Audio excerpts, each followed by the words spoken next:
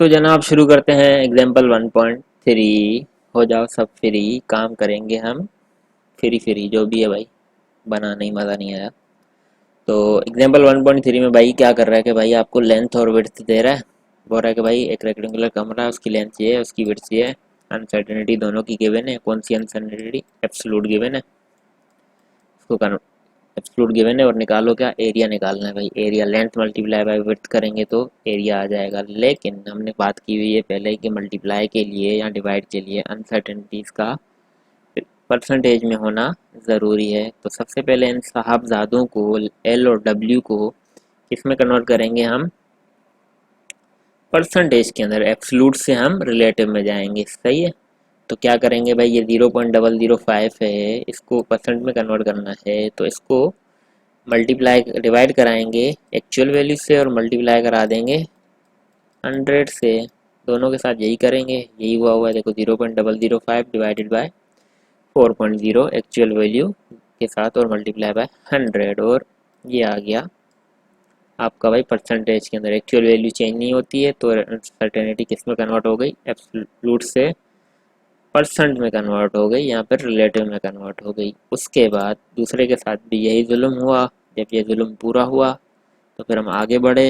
हमने ये था एल डब्ल्यू और ये थी एल की वैल्यू, ये थी डब्ल्यू की वैल्यू। दोनों के साथ क्या किया? इनका मल्टीप्लाई कराया हमने, यानी length multiply by actual values तो वैसे ही होती हैं, उनके साथ कुछ नहीं होता। सारा गेम होता है अनसर्टेनिटीज़ का, क्योंकि प्लस हो, एडिशन हो, सब्ट्रैक्शन हो, यहाँ पर मल्टीप्लिकेशन हो, डिवीजन हो, होती आपकी अनसर्टेनिटीज़ हमेशा प्लस ही हैं। सही है भाई। अब यहाँ पे एक सवाल पैदा हो सकता है, भाई हमेशा अनसर्टेनिटीज प्लस ही क्यों होती हैं? भाई सीधी सी बात है, दो नालायक बच्चे साथ बिठाओगे तो नालायकी बढ़ेगी।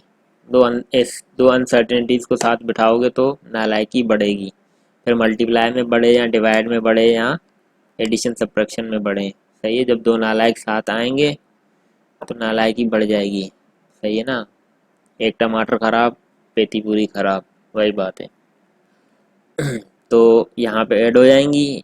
और लेकिन मल्टीप्लाई और डिवाइड के लिए परसेंटेज में होना ज़रूरी है, जबकि एडिशन और सब्ट्रैक्शन के लिए अगर यहाँ पे एडिशन सब्ट्रैक्शन होगा तो अनसर्टेनिटीज़ का एब्सोल्यूट होना ज़रूरी है। और मल्टीप्लाई हो रही है यहाँ पे एक्चुअल वैल्यूज़, तो उनका परसेंटेज में होना ज़रूरी है। तो हो गई परसेंटेज में और उनको ऐड कर लिया और इसको मल्टीप्लाई करा लिया, तो सही है।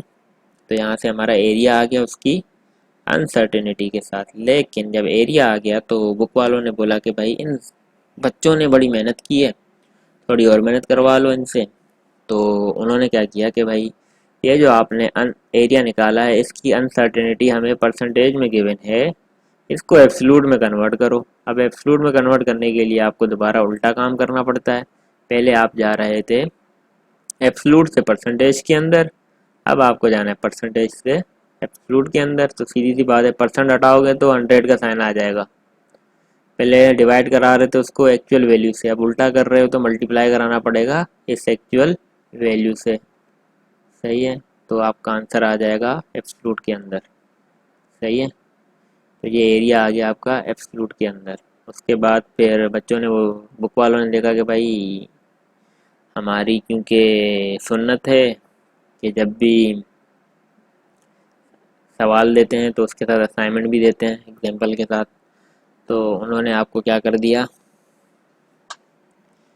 साहबजादों ने आपको वोल्टेज की वैल्यू बताई, साथ ही साथ आपको करंट एम्पियर भी बता दिया, बोला रेजिस्टेंस बताओ। साथ ही साथ आपको एब्सोल्यूट वैल्यूज भी बताई हुई हैं, एब्सोल्यूट अनसर्टेनिटीज भी वोल्टेज की और करंट एम्पेयर की गिवन है। और आपको निकालना क्या है? आर निकालना है। तो पता है आपको आर क्या होता है? V is equal to I R होता है। ओम्स लॉ को रीअरेंज करो तो क्या बन जाता है? जैसे V is equal to I R, और अगर आप इसमें से रेजिस्टेंस निकालना चाह रहे हो तो ये वी अपॉन आई बन जाएगा। सही है। तो यहाँ पे क्या हो रहा है, दोनों चीज़ें डिवाइड हो रही हैं, यानी हमारे को अपनी जो अनसर्टेनिटीज़ हैं वो किसके अंदर चाहिए? परसेंट के अंदर चाहिए, परसेंटेज के अंदर। तो इन साहब को और इन नवाबजादों को किस में कन्वर्ट करना पड़ेगा? परसेंटेज के अंदर। अब परसेंटेज के लिए कन्वर्ट करने के लिए क्या करना पड़ेगा, अगर इसको करा रहे हैं तो इसको डिवाइड कराना पड़ेगा इसकी एक्चुअल वैल्यू से और मल्टीप्लाई बाय 100 कराना पड़ेगा। यही किया हुआ देखो, 0.1 uncertainty divided by actual value multiply by 100 जो कि आ गई 1.4% आ गई। सही है, तो इसको हमने लिख दिया दोबारा 7.3 प्लस माइनस 1.4% आ गया आपका अनसर्टेनिटी।